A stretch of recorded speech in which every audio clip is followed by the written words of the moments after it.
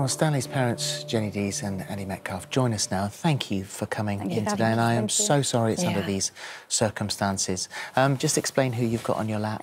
This is Stanley. When Stanley passed away, we got his ashes and wanted to give something to Elsie to keep close to her. Elsie's his twin sister? Twin sister, yeah. So we made this specially. We went to shop, down to the Build-A-Bear shop. We put some of Stanley's ashes inside, along with her voice. So when she presses his paw, Stanley's voice comes there as well. So she takes it everywhere with her.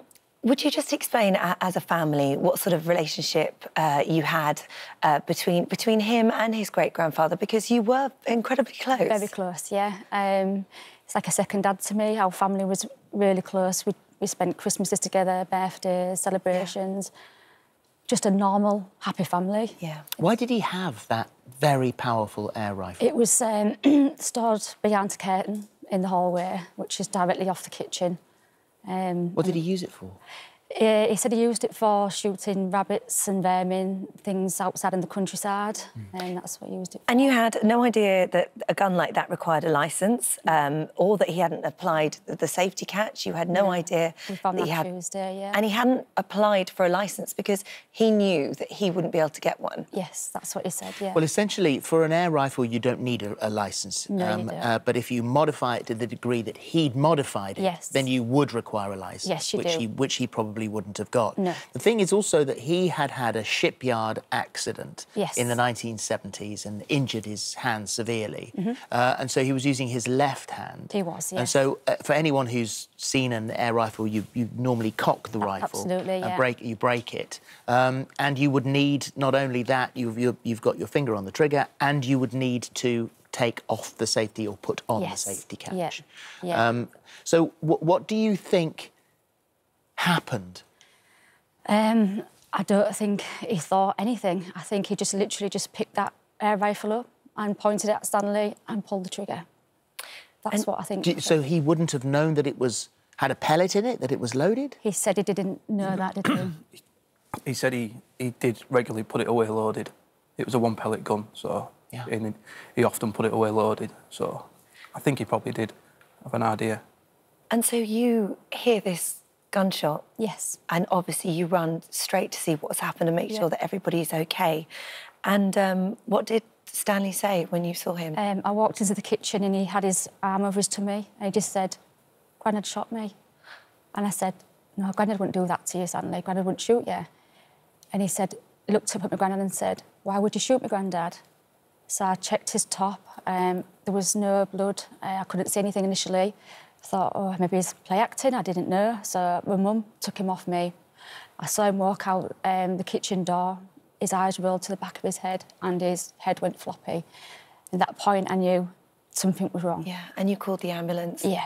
And you did find a little... Yes, when my mum put him down, we lifted the top right up by this point and there was a small pellet wound, about 5p piece, at the side of his tummy. By then I knew that he had been shot. And I guess at that point you're just trying to keep him as calm as possible under the circumstances. Yeah, you're trying to keep him calm, but inside you are panicking because you know this is your child and you need to make sure you want to protect your child. Well, you got him in the ambulance and he was in a very bad way. Yes. You found out later on that it had actually severed a major artery, so there was severe internal bleeding. And eventually he suffered a cardiac arrest. He suffered a cardiac arrest in the ambulance on the way to the hospital. And then you lost him. Yeah. Which is, you know, I can't imagine the pain. I can't imagine that you weren't there at the time, where you said it was only afterwards. And this was, explain your relationship with him as a dad. Just we just did everything together. He'd come to work with me on a Saturday morning. We played football. You know, we went to watch football. He was just like my shadow. Yeah.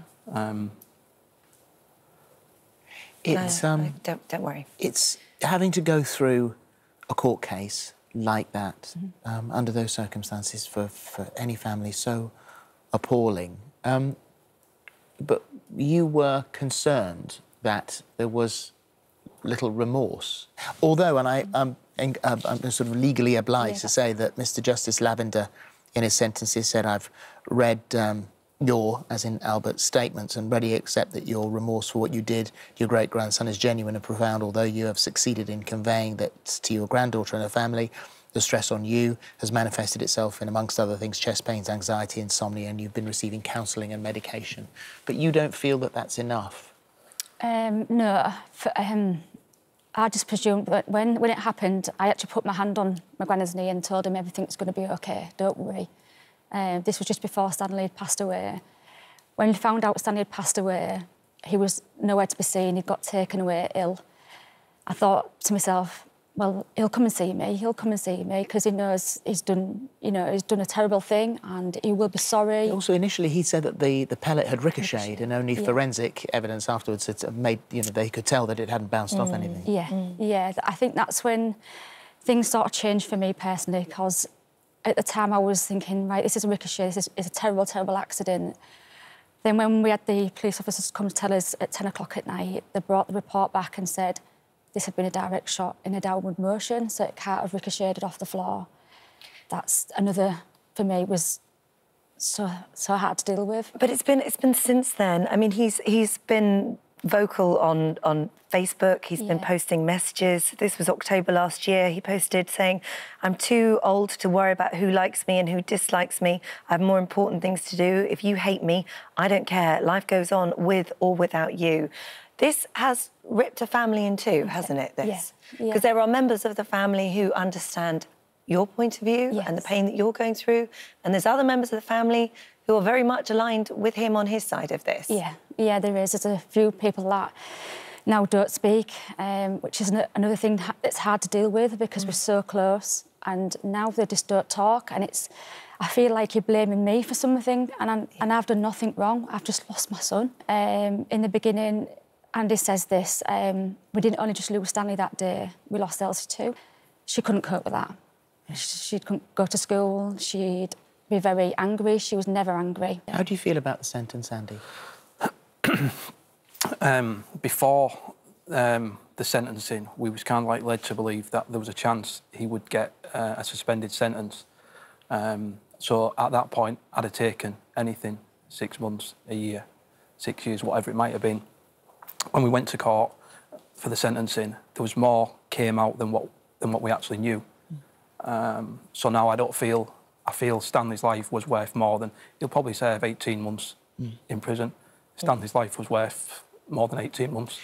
What you are doing is calling for the licensing of weapons that are as dangerous as this, and also education, because regardless of whatever happened that day, he was incredibly careless with the use of that weapon, that it was kept loaded, that the safety wasn't on, that when he discharged that weapon, he discharged it in the direction of a small child in a confined space.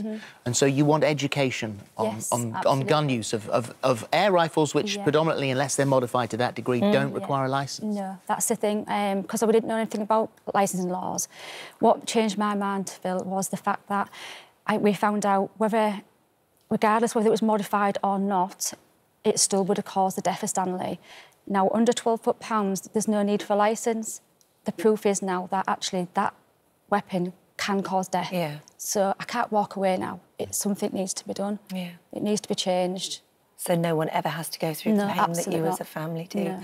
I'm just so sorry. I'm so sorry you're sitting here having to have this conversation. I really am. And we give you so much love, and please give our love to Elsie as well. Thank you. Thank you, Marjorie. Thank you. Thank you.